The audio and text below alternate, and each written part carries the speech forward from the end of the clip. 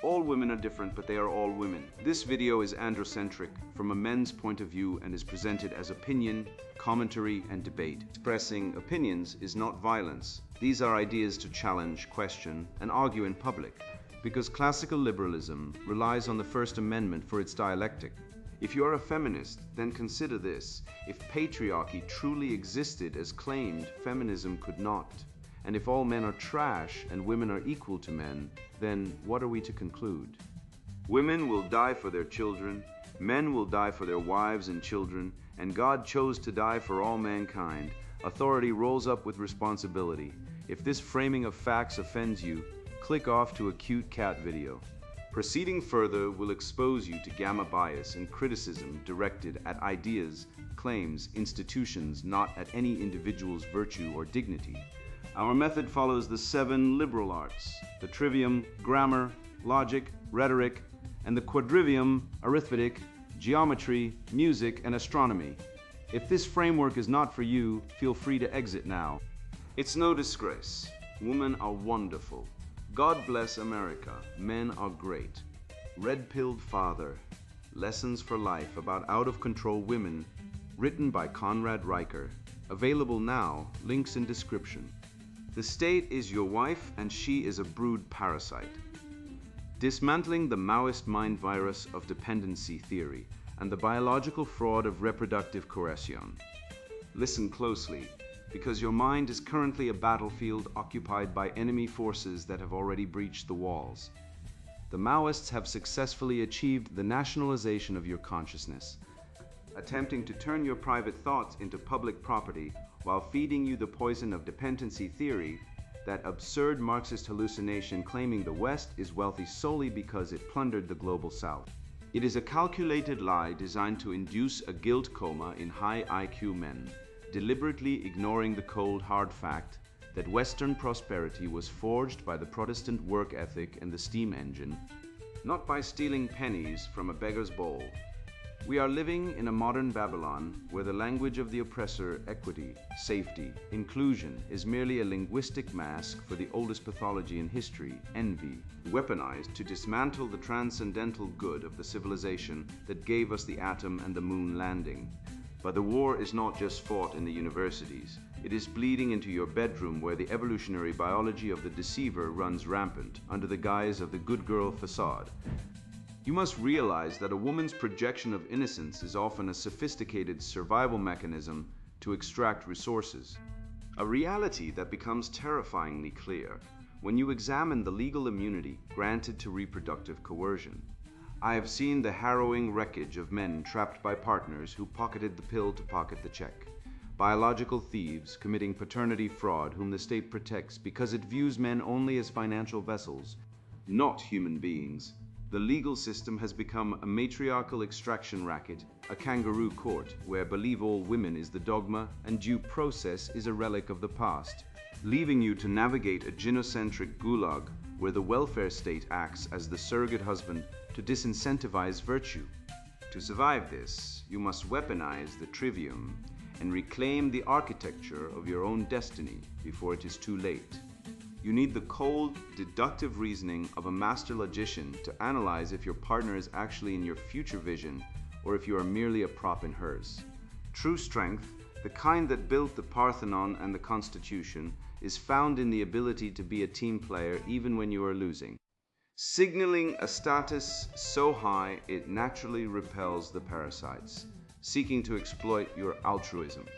It is time to stop apologizing for history, to apply the remedy of Stoic detachment to the drama of out-of-control women, and to build a legacy that outlasts the lies of the left. The Maoist Hivamind and the lie of Western guilt. History does not move in a straight line toward progress. It is a grinding cycle of virtue and vice, a wheel that turns civilizations into dust when they abandon the Stoic discipline that built them. Look to the late Roman Empire, a superpower rotting from the inside out, bloated by bureaucratic nonsense and suffocated by the very effeminacy it once conquered. The parallels to our modern Babylon are undeniable and terrifying.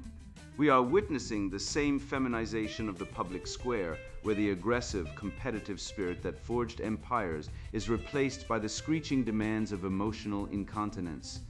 The fall of Rome wasn't caused by external barbarians alone. It was hastened by the surrender of masculine agency to the whims of out-of-control women and the gynocentric elites who cater to them. A tragedy we are reenacting in real time as the woke infrastructure dismantles the institutions that allow us to be free. This is not a coincidence. It is a weaponized strategy, a Maoist hive mind infecting the Western cortex. The leftist ideologue seeks to nationalize your consciousness, to colonize the private sphere of your mind until every thought is subject to political review. They want to erase the sovereign individual, you, the rational man, and dissolve you into a collective blob where your only value is your utility to the mob. By making the personal political, they turn your bedroom into a battleground and your relationships into power struggles, ensuring there is no sanctuary from their totalitarian grasp. It is a psychological siege, designed to make you believe that your autonomy is a crime and that the collective is the only entity worthy of rights.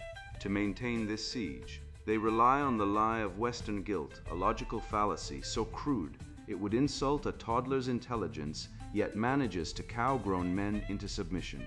Let us apply the trivium to this absurdity. The premise that you are guilty of sins committed by people long dead is a categorical error. You are responsible for your actions, not your ancestors. This demand for atonement is a racket, a shakedown designed to transfer resources and status from the competent who built this civilization to the incompetent who envy it. It is a syllogism of theft designed to strip you of your wealth and your pride under the guise of moral rectitude. The foundation of this theft is the debunked Marxist fantasy of dependency theory, the claim that the West is wealthy solely because it looted the global South. This is a lie born of envy, not history. When we examine the Industrial Revolution with rigorous logic, we see that Western prosperity is the result of high IQ innovation and the Protestant work ethic, not theft. We turned mud into steel and ideas into economies. The fact that other cultures failed to industrialize at the same pace is not evidence of exploitation. It is evidence of divergence in capability and culture. To claim the West stole its wealth is to insult the genius of figures like Newton and Edison, robbing them of their legacy to placate the failures of those who cannot compete. They sustain this narrative by hacking our evolutionary biology and exploiting the dark triad traits of the female nature. Guilt is a mechanism designed to maintain social cohesion, a check on our behavior to ensure we act virtuously within the tribe. The cultural Marxists have cracked this code and are using it along with the innate female capacity for deception to castrate Western men. They have weaponized your conscience, turning your natural capacity for empathy into a suicide pact. They want you to feel guilt for your strength, for your history, and for your existence, pathologizing the very virtues that sustain civilization.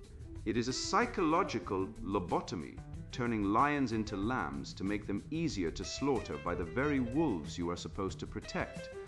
To facilitate this slaughter, they employ a rhetoric of destruction, a linguistic alchemy that turns lead into gold and freedom into tyranny. Watch their words closely.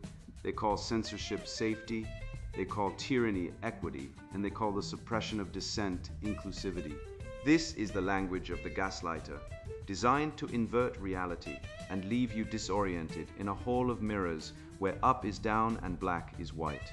By controlling the language, they control the thought, preventing you from even articulating the defense of your own culture without being labeled a pariah.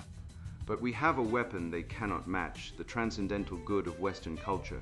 We gave the world philosophy, science, and law. We created the concept of individual rights and the rule of law. The relativist lie that all cultures are equal is a poison intended to drag the exceptional down to the level of the mediocre. Western civilization is objectively superior because it values objective truth, a concept the leftist abhors because it exposes their contradictions. We must reject the feminization of our culture as weakness, for it is the harbinger of the fall. The fall of Rome was a tragedy. The fall of the West would be a suicide. We must weaponize the truth, using the trivium, grammar, logic, and rhetoric to dismantle the dialectic of envy that fuels their ideology. The oppressor versus oppressed narrative is not based on statistical reality. It is an emotional tantrum disguised as sociology. Look at the family court statistics, the suicide rates, the divorce outcomes. The data disproves the narrative of female victimization. We must use logic to expose these contradictions and rhetoric to mock the absurdity of their claims. It is time to cast these demons out of the consciousness, to smash the modern Babylon of woke with the hammer of undeniable truth, and reclaim the living spirit of the West for the men who built it. We have systematically dismantled the ideological fortresses of the left, proving that their envy-fueled narratives are nothing more than logical fallacies designed to exploit the competent. Yet the war for the West extends far beyond the political arena. The battlefield shifts from the public square to the private sanctuary, where the biological imperative, unmoored from morality, acts with the same predatory ruthlessness as the cultural Marxists we have defeated. It is here, in the quiet manipulation of trust and biology, that the true cost of this madness is measured in the lives of men like Mark, the biological imperative of the deceiver. Mark sat across from me, hollowed out by a realization that had cost him his soul and his fortune, recounting the moment his life was stolen from him in a quiet bathroom. He told me about the birth control pills, the little white triangles he saw in the cabinet every morning, a ritual he trusted implicitly until the day he found them hidden inside an empty tampon box. She had stopped taking them 3 months before the accident happened, trapping him in an 18-year contract he never signed with a pen, only with his misplaced trust and a biological imperative that cares nothing for consent. This is not a rare occurrence, but a calculated strategy of reproductive coercion known as sperm jacking, where a woman secures resources through deception, weaponizing the man's own biology against him to shackle him to a life of servitude under the guise of family, illustrating the cruelty of trapping a man in a deal he never agreed to. To understand this, you must strip away the Victorian sentimentalism that blinds modern men and look through the cold, hard lens of evolutionary reality. The projection of the good girl, the innocent, nurturing, loyal figure, is not a moral stance, but a sophisticated camouflage, a survival mechanism evolved to mask hypergamous instincts. In the biological marketplace, a woman must secure the long-term investment of a high-status male while simultaneously guarding against abandonment. Feigning loyalty and submissiveness lowers the male's defenses, allowing her to extract maximum resources with minimal effort. It is a mimicry of virtue, a facade as effective as a predator blending into the tall grass, waiting for the precise moment to strike and secure the genetic and material bounty she requires. This dynamic is nowhere more dangerous than in the damsel in distress archetype, which you must learn to view not as a plea for help, but as an offensive maneuver to disarm your threat radar. By feigning helplessness, the female mind, which is often profoundly solipsistic, incapable of truly conceptualizing the internal reality of a man separate from her own needs, forces you to drop your guard and activate your provider instinct.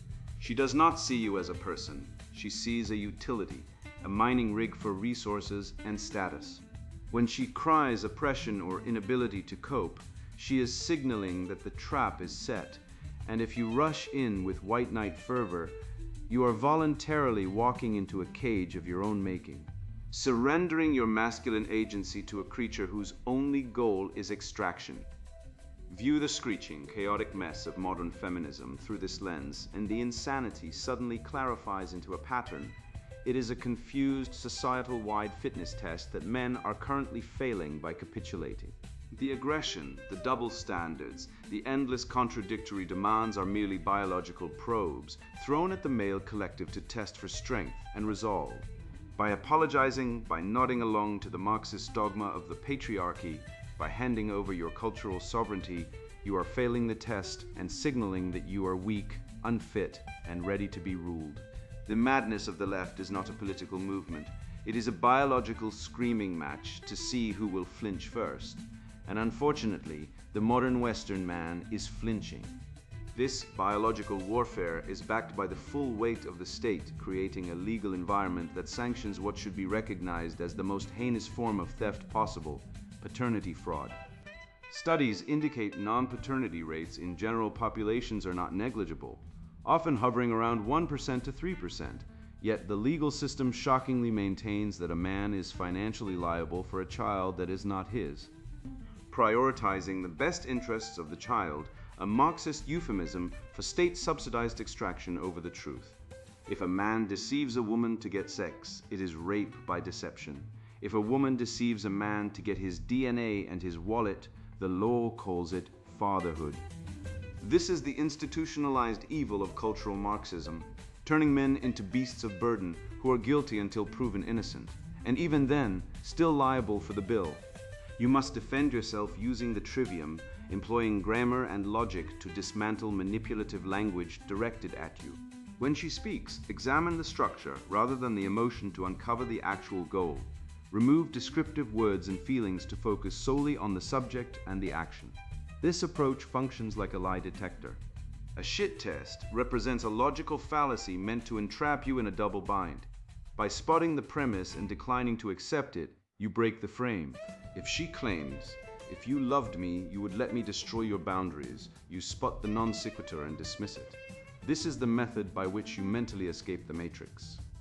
Finally, you must adopt the remedy of stoic detachment, for these actors feed on your emotional reaction like vampires feed on blood. The chaos, the tears, the hysteria, it is all fuel for their control over you. By maintaining a stoic, unshakable frame, you deny them the emotional response they crave. You become the rock against which their waves break, and in doing so you reclaim your autonomy. You do not argue, you do not plead. You simply observe the absurdity without being swept away by it. This is the transcendental living spirit of the West, the triumph of the rational mind over the animal instinct, the refusal to be a pawn in the evolutionary game of the deceiver. We have dissected the biological imperatives of the damsel and the grammatical structure of her lies, yet to stop there would be to ignore the colossal cage that has been built around us. This private treachery is now public policy. The state has effectively become the enforcer of the female frame. The manipulation of the individual has metastasized into the oppression of the collective, as the legal system transforms from a protector of rights into a matriarchal extraction racket designed to geld the Western male. The gynocentric gulag and the legal war on men. Nullus in magno concilio est, spes est. The Magna Carta, that bedrock of English common law which decreed that no free man shall be stripped of his rights except by the lawful judgment of his peers, has been tossed into the dustbin of history by a gynocentric regime drunk on power. In the modern university star chamber, Title IX tribunals operate as kangaroo courts, where the presumption of innocence is not merely suspended, but actively persecuted by a dogmatic believe all women theology. We are witnessing the death of due process, a sacrifice on the altar of feminist vindictiveness where a man's life is ruined based solely on the accusation of a woman devoid of any corroborating evidence, logic, or the burden of proof. This is not justice. It is a purge, a systemic dismantling of the Western legal tradition to accommodate a narrative that views masculinity itself as a crime requiring punishment. The chicanery regarding domestic violence is perhaps the most successful disinformation campaign since the Trojan Horse, yet the data tears the mask off the deception. We are force-fed a relentless diet of the Duluth model, which frames every conflict as a patriarchal battering incident. Yet, if one bothers to open the Centers for Disease Control and Prevention (CDC) reports, specifically the data on reciprocal violence, one finds a startling statistical parity. Men and women initiate violence at nearly identical rates in domestic disputes, yet the legal apparatus acts only when the perpetrator wears trousers. To claim that only women are victims is a logical fallacy of such magnitude that it borders on the psychotic. A fabrication designed to weaponize the police force against men and turn the family home into a crime scene where the husband is always the suspect and the wife is always the victim. Walk into the family courthouse and you must abandon all hope of finding justice. You are entering a gladiatorial arena where truth is irrelevant and only leverage matters. If you are a man facing the gynocentric guillotine, you must adopt a Machiavellian mindset worthy of a Renaissance prince. Treat the judge as a capricious monarch, the lawyers as mercenaries for hire, and the opposing counsel as a ruthless enemy seeking your destruction. There is no best interest of the child standard. There is only the best interest of the state's revenue stream and the preservation of the mother's authority.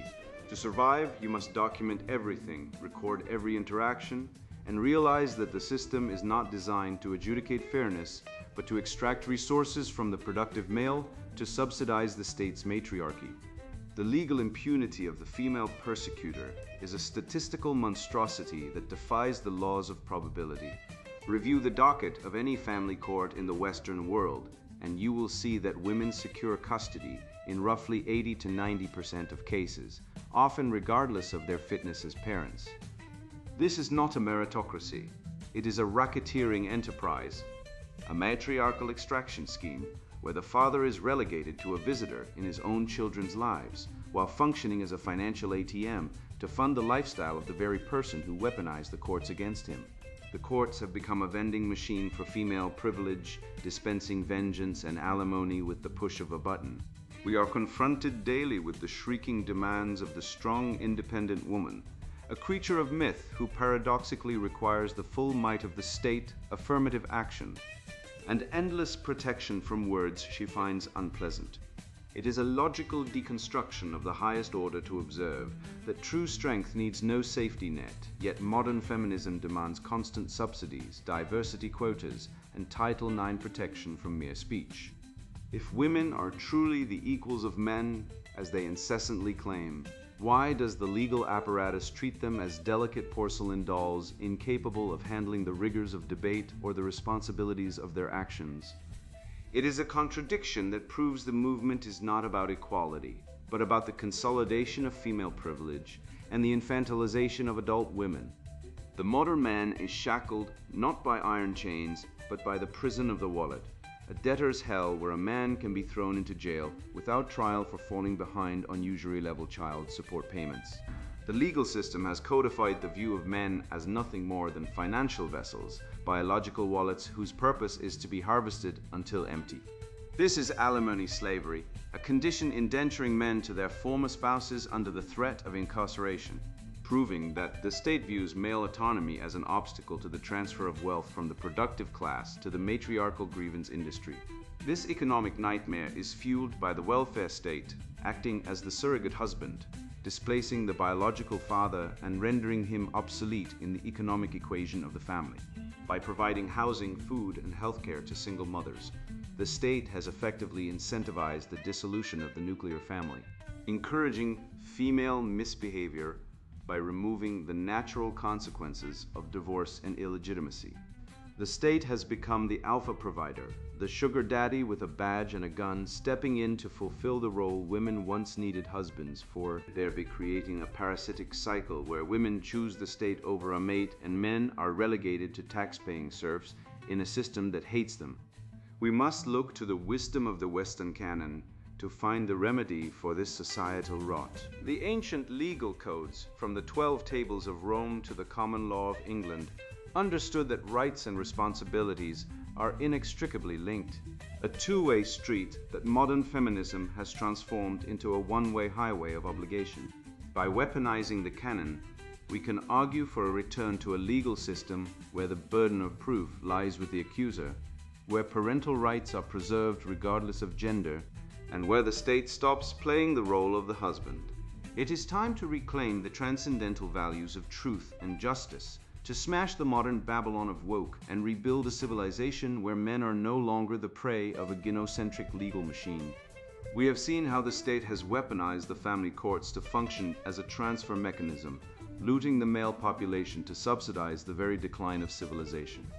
This legal larceny is not an isolated accident, but a calculated feature of a system that replaces the father with the government, relying on the forced labor of men to keep its grotesque engine turning. If the courtroom is the mechanism of extraction, then the economy is the battlefield where this war for our souls is ultimately fought. To strike at the root of this evil, we must first look at the undeniable math.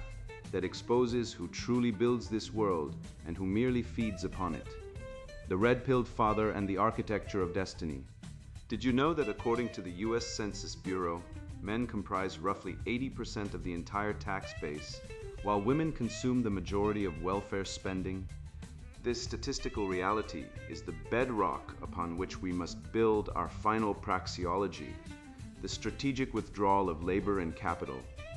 A modern going galt where the architect of civilization simply stops building for a tenant that seeks his destruction.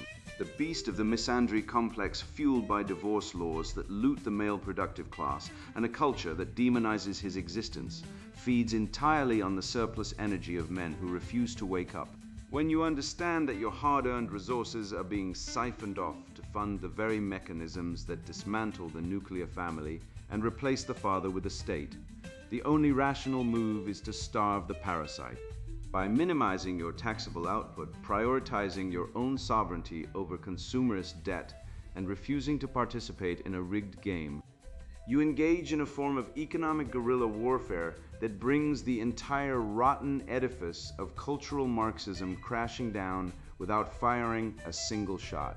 This act of preservation demands the absolute virtue of self-ownership, a radical concept in a world that views your time, labor, and intellect as communal property to be dispensed by a gynocentric bureaucracy. You must treat your life as a sovereign enterprise where you are the sole shareholder. If a system demands you sacrifice your mental health on the altar of equality or your future earnings on the pyre of divorce court, you are morally obligated to refuse. To continue giving your best to a society that treats you as a disposable utility is a form of madness. We see this played out in the corporate sphere, where men are routinely passed over for promotion in favor of diversity hires, only to be expected to carry the workload regardless. The solution is not to complain, but to redirect that competence into your own ventures, your own fitness, and your own legacy, ensuring that every drop of sweat you expend compounds value for you, not for a system that hates you. Consider the syllogism of freedom, a logical proof that destroys the illusion of modern male liberty. Premise 1. A free man must possess total control over his own reproduction and the resources required to sustain his life. Premise 2. The state and the family court system possess the legal authority to seize a man's resources and alienate him from his children at will, based solely on his gender, regardless of contract or conduct. Conclusion: any man participating in this system without extreme legal countermeasures is not a free citizen, but a slave to the gynocentric matrix. The chains are invisible, made of social stigma and financial coercion, but they bind tighter than iron. If you cannot walk away, you are not free. If you cannot protect the fruits of your mind, you are a serf.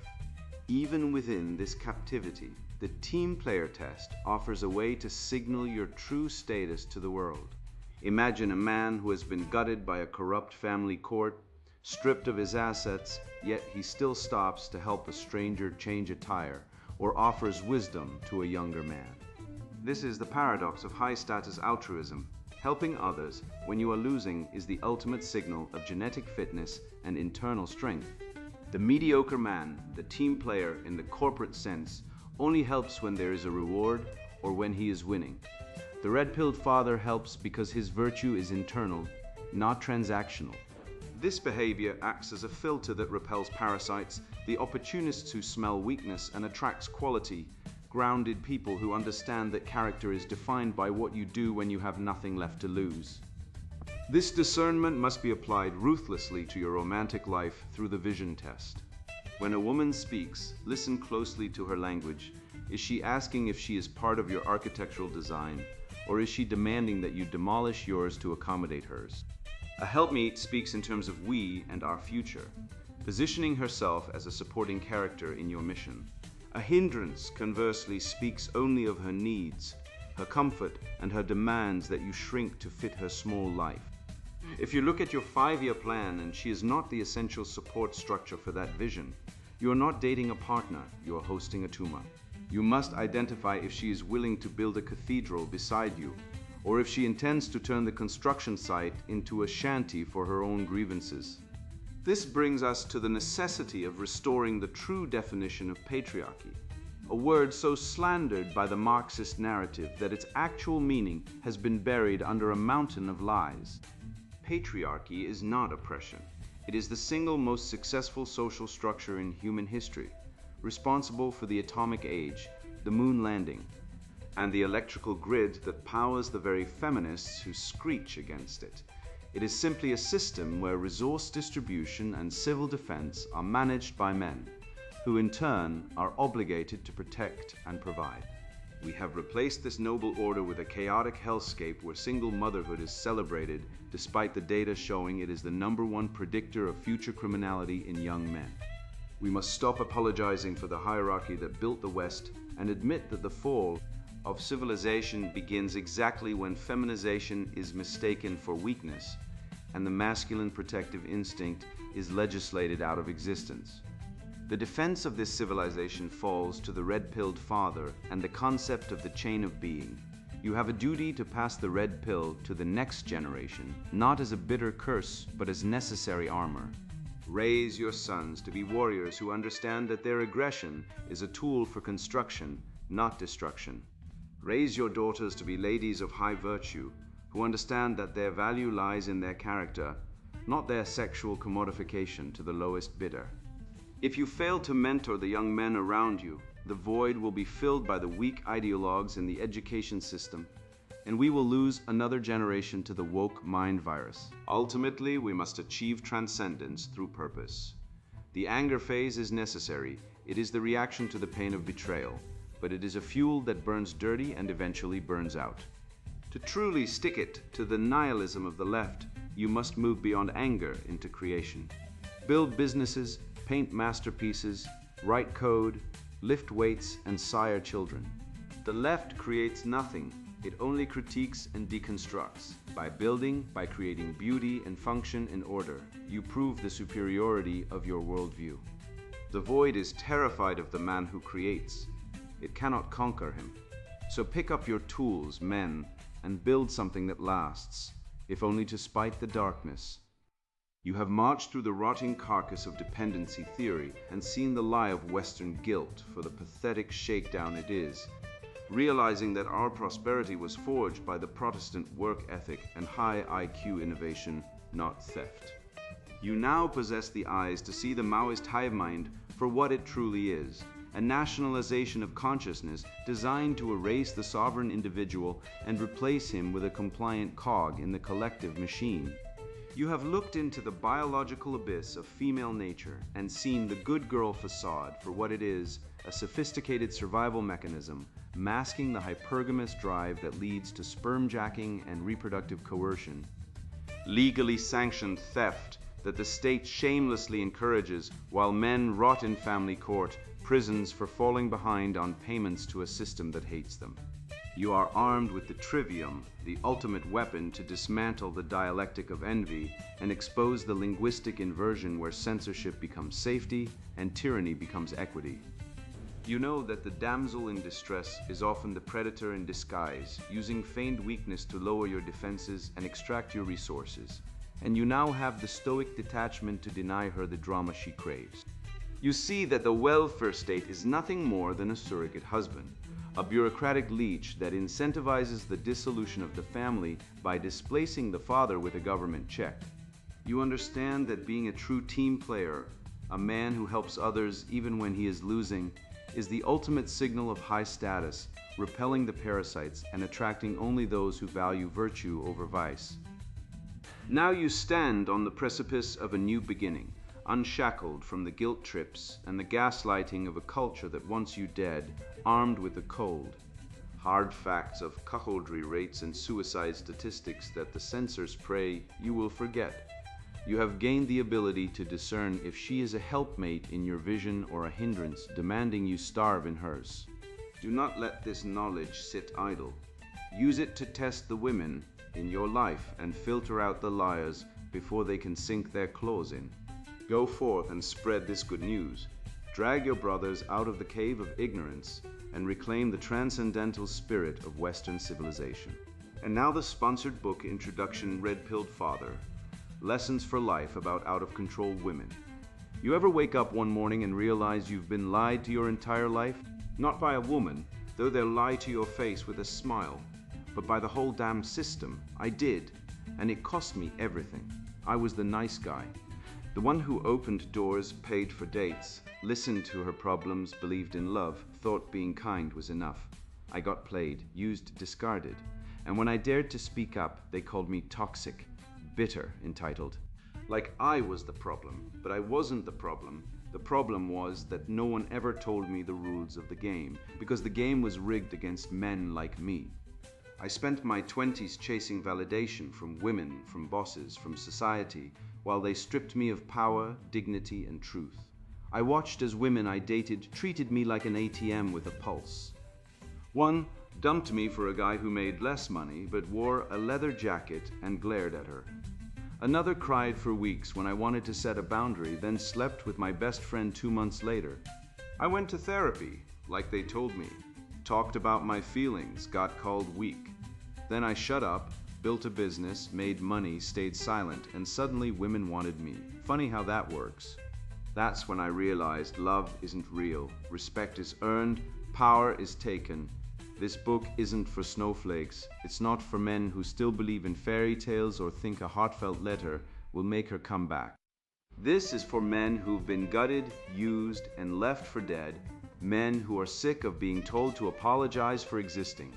If you're a man who's had enough of being treated like an emotional servant, if you're tired of watching women trade youth and attention for status while you grind in silence, then this book is your weapon. It's not therapy.